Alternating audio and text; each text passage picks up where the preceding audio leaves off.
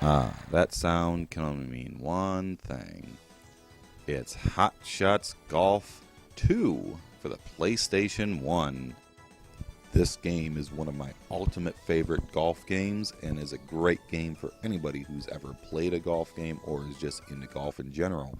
Because you really don't need any skill to play it, you just pick it up and play. Hot Shots Golf 2 brings all of that and much more. You can even play against yourself 4 times in a row if you wish, or you can pass the controller around old school style by selecting up to 4 players without using a multi-tap, something very few games ever could do, mainly because, well, there's only one golfer on the screen at a time. Why not use one controller? So put your multi-tap away and have some fun with a few of your friends. Why not, right? You can trash talk right in front of their face as opposed to over a headset and never see them. Plus, games like this today are rare because how many people actually play games with another person in the room? You're going to hear crickets if you think that anybody else plays any type of game in the same room. Remember when games used to be fun like that? Getting off topic.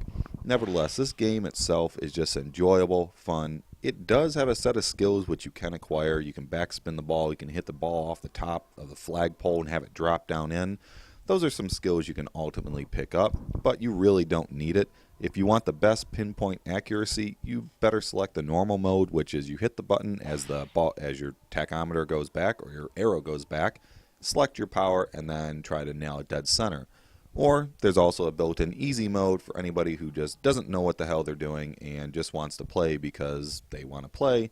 There's an easy mode where they select their power and then their character swings automatically on perfect impact all the time. You can get somewhat far with this in the game, but it is limited to the clubs that you're using, and it does limit you to how far you can drive the ball. So that's something to also keep in mind. Plus, if you're trying to play in a tournament, it's not going to work. You have to do it the real way. So unless you're playing with a person who has no idea what they're doing, you might as well just play with the normal mode and hit the golf ball out of bounds a bazillion times. You know, why not? That's always fun, right? Rack up the score, because it's the more points that count in these type of games, right? Or is it less? I guess we're going to have to find out, right? As far as the characters go, you have 13 that you can choose from. All of which, 3 of which already start unlocked, and then the rest of the 10 you have to unlock yourself by trying to beat them in a versus mode. Some are easier than others to beat them, and there is a little bit of a cheating way which you can beat all of them, but it is a little time consuming by basically starting a match, beating them one hole, saving your progress, exiting the game, and then re-entering the game, and anytime you fuck up, well, you just reload it and start again. And keep trying it till you beat them. It's kind of cheap that way, but it takes forever. I don't advise doing it that way. If you want to do it the real way, you try and beat them in all 18 holes.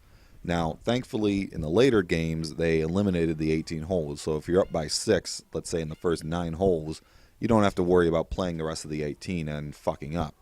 But there are 3 special characters that are in this Hot Shots Golf 2, and Everybody Golfs 2, known over in Europe. There are Sweet Tooth from obviously Twisted Metal, Dan from Medieval, and you have Gex from, well, Gex. These 3 characters are the best. They drive the longest. Their impact is very little, so you kind of want to master your impact skills before you pick up these characters, or you're going to be shanking the ball off into the weeds, sand trap, and out of bounds a lot. It's something I suggest you practice with first before you really go and play with these characters, let's say in a tournament. But it's all in fun, these characters are great, and it's a great addition to the game. And why not? These characters rule. Who doesn't love Sweet Tooth, right? The game in itself plays very well. There are very few glitches I've ever really found in the game other than when you're coming across, let's say you hit the ball on the fairway and it rolls a little bit close to the rough. Sometimes it'll look like it's on the fairway, but the game will say it's in the rough. Or if you're near the green and your ball hits the green and rolls off and it looks like it rolls off the green onto the edging of the green, it'll still say you're on the green sometimes. Or vice versa. I've seen it go both ways. I guess you could call that a glitch, but other than that, I really haven't found too many other glitches in this game.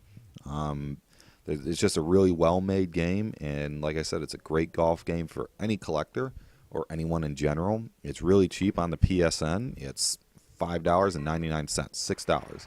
It's well worth a pickup, The only thing I will say is the hit detection on flat screen TVs is just a tad off, just because this game was made in 1999 and we all use tube TVs, which, well, kept up to speed a little bit better with some of these older games. Other than that, there's really nothing much more to say about Hot Shots Golf 2, except it's a really great game, and everybody golf. It's really cheap on the PSN. It's $5.99. I say pick it up and have fun with it. See you all next time.